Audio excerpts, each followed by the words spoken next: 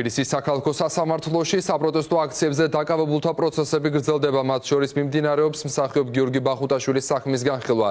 მას წვრილმა ხულიგნობასა და პოლიციისადმი დაუმორჩილებლობას ედავებიან. საქმეს განიხილავს სანქცირებული მოსამართლე ნინო ენუქიძე. სხვა საქმეებსაც ის მოსამართლეები უძღვებიან, რომლებიც ევროკავშირის წევრმა ქვეყნებმა დაასანქცირეს. მარი წაქაძე ვრცლად მოგვიყვება პროცესების შესახებ პირდაპირ ეთერში.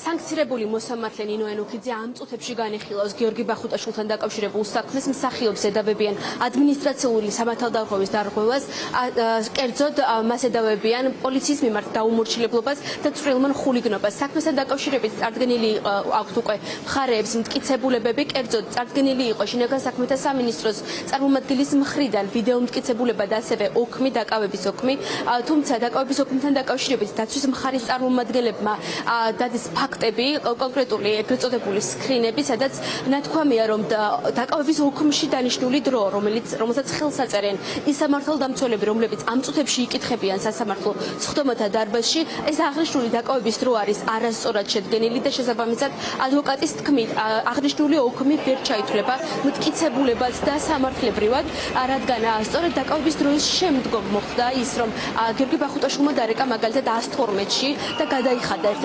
დაწესებულებაში და საინტერესოა თავად გიორგი ბახუტაშვილის სიტყვაც, რომელსაც ჰქონდა ასევე კითხვები შინაგან საქმეთა სამინისტროს წარმომადგენლებთან, კერძოდ იმასთან დაკავშირებით, რომ ლანძღვა გინება, რომელსაც შინაგან საქმეთა სამინისტრო ასე მკაფიოდ განმარტავდა და ადანაშაულებდა გიორგი ბახუტაშვილს ამაში, როგორ შემოიფარგლებოდა და გიორგი ბახუტაშვილის დაცვის მხარეს ასევე ყავს წარდგენილი მოწმედ ნანკა კალატოზიშვილი, რომელიც რამდენიმე წუთში შევა სხდომათა დარბაზში.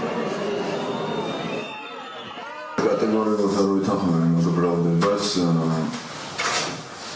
მთელი ყოფნის განმავლობაში საკმაოდ გვიან მივედი უკვე 30 თენდებოდა აქციაზე და არც ერთი მოწოდება არ გამიგია. ერთადერთი გასაუბრება მქონდა პოლიციელთან, რომელიც მიათრებდა გულწასულ ადამიანს, გზაში იკეცებოდა ეს ადამიანი და თხოვდი, უბრალოდ მემუდარებოდი, რომ არ წაიყვანა ეს ადამიანი და არ დაეკავებინა, იმიტომ რომ ესეთ მდგომარეობაში იყო და ვცდილობდი ამეცნა, რომ მისთვისაც ცუდი იქნებოდა თითოეულში ჩააყოდებოდა ეს ადამიანი და ამ დროს მიათრევდა ვიღაც გულწასულ ბილს ეს ადამიანი. ოღონდ არც გზაზე გადავყობები ვარ ამ პოლიციელს და ეს უკნიდან მივყავდი და თხოვნით შემოვიფარგლებოდი, საერთოდ ფიზიკურადაც არ შევხები ვარ და მაგ დროს უკნიდან გავიგე რაღაც გინება და მომხდა რაღაც საგანი სავარაუდო და ხელკეთი იყო ან რაღაც და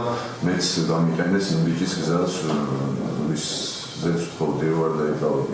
ეს იყო სრული ჯოჯოხეთი. სამართალდამცავების ეგრეთ წოდებული სამართალდამცავების მიერ მოწყობილი სრული ჯოჯოხეთი აქციის მონაწილეების მიმართ. ეს იყო ის ღამე, როდესაც ციხლებით სახეში და თქვენ ნახავთ ამ კადრებს, ზუსტად ეს კადრები გვაქვს წარმოდგენილი და გიორგისთანაც კავშირშია და ამისთვის დამკითხავთ მოწმეს და დავადასტურებთ.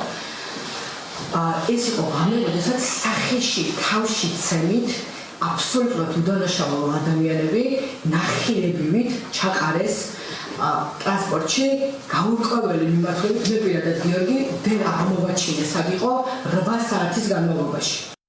გიორგი მაგ დღეს ცდილობდა რამდენიმე ადამიანს დახმარებოდა ერთდროულად. პირველი რის გამოც სპეცნაზმა გააჩერა, მეორე უკვე მეორე შემთხვევა ეს ბიჭი მართლა გვეკონა, კიდე კაი ცოცხალი აღმოჩნდა, იმიტომ ისეთი გათიშული იყო, რომ არც მახსოვს.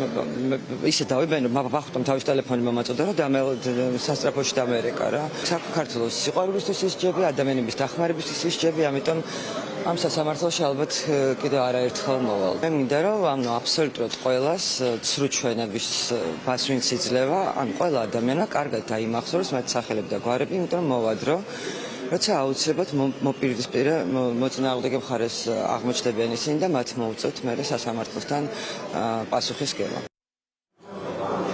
რა გადაწყვეტილებას მიიღებს სანქცირებული მოსამართლე ნინო ენუქიძე გიორგი ბახუტაშვილთან დაკავშირებით? ამას სულ ცოტა ხანში ვნახავთ. ამ დროისთვის ამ მომენტში იმართება კიდევ ერთი სხდომა საბა ქევხიშვილთან დაკავშირებით. ეს არის პირი, რომელიც 1 დეკემბერს, რომელსაც გაუსწორდნენ სასტიკად სპეციალური დანიშნულების რაზმის წარმომადგენლები, მას შემდეგ რაც ის აჩვენებდა მათ ვიდეოს ზვიად მაისაშვილთან დაკავშირებით. ეს არის ვიდეო, რომელმაც საზოგადოების დიდი ყურადღება მიიპყრო. ამ ვიდეოში ასახულია სპეციალური რაზმის წარმომადგენლების მხრიდან სასტიკი მოპყრობა ზვიად მაისაშვილთან დაკავშირებით. აღნიშნულ სხდომას საბა ქევხიშვილის საქმისთან დაკავშირებით უძღვება კიდევ ერთი სანქცირებული მოსამართლე მანუჩარ ცაცუა.